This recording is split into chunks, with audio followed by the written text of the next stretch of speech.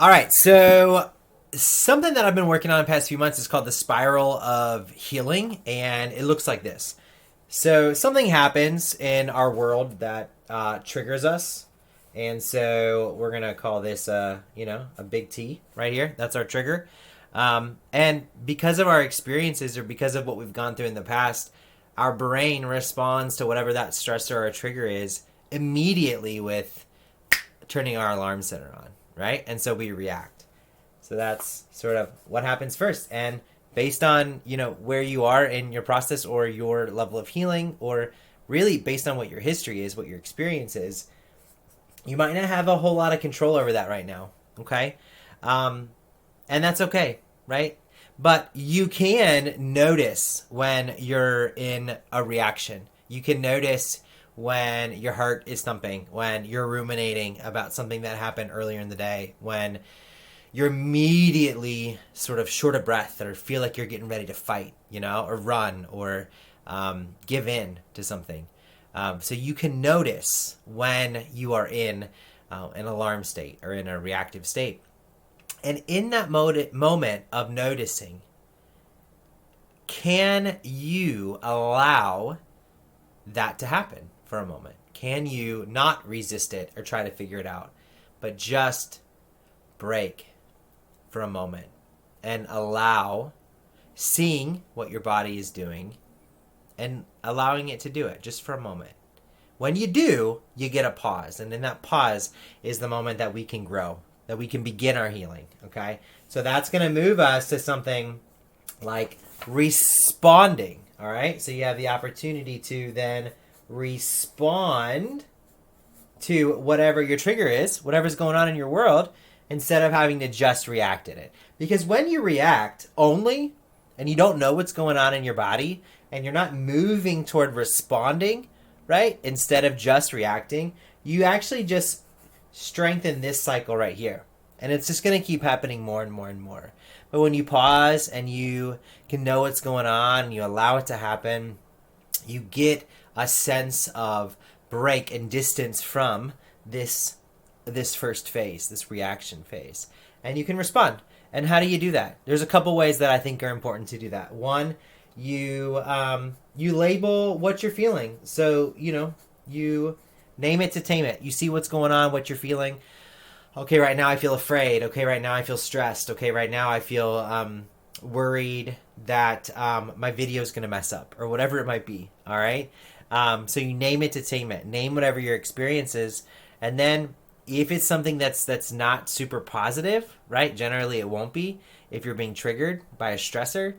Then you can label that as distress too, right? And when you label your experience as distress and you see it for what it is, you're validating that, all right?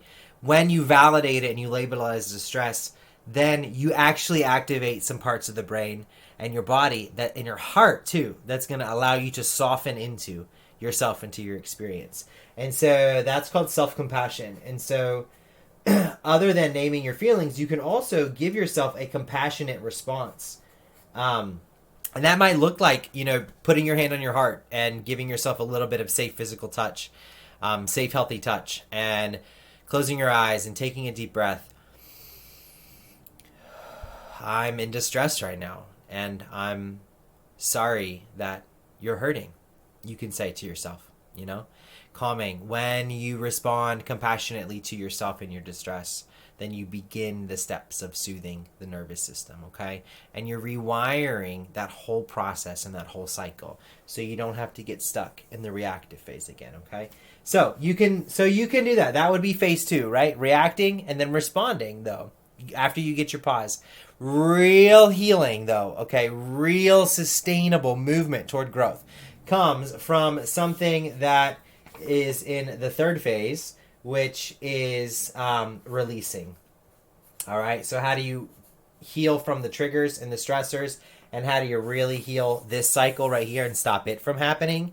Well, you get out of the cycle by responding to the stress and the triggers, right? But then you got to move on to something else here, okay, during the release phase. And so that's going to look like investigation, so figuring out what's really going on, in your story and how it's being activated in the present moment. And then it's going to look like letting go. All right. Both of those usually are, therapeutic processes where you might need some help to figure out these two pieces. That's why I'm here. That's why lots of helpers are here. So there's good people everywhere, and you're worthy of getting some help and figuring this part out. If you want sustainable healing and releasing all of the stuff that has sort of been stored in your nervous system, in the memory centers of your brain, then check out the spiral. I'm writing it down. Spiral of healing, to get the answers that you need and to figure out how to heal. All right? Your history is not your destiny. You matter, and you're worthy today and always. There'll be a link below if you want to check that out, to check out the Spiral of Healing. I'll have both a detailed video about all through how to get through the process, how to do some of the interventions. There's also a guide there. If you're watching this on YouTube, please like, subscribe, hit the bell so you can get future videos, and let me know if you need anything. Mwah!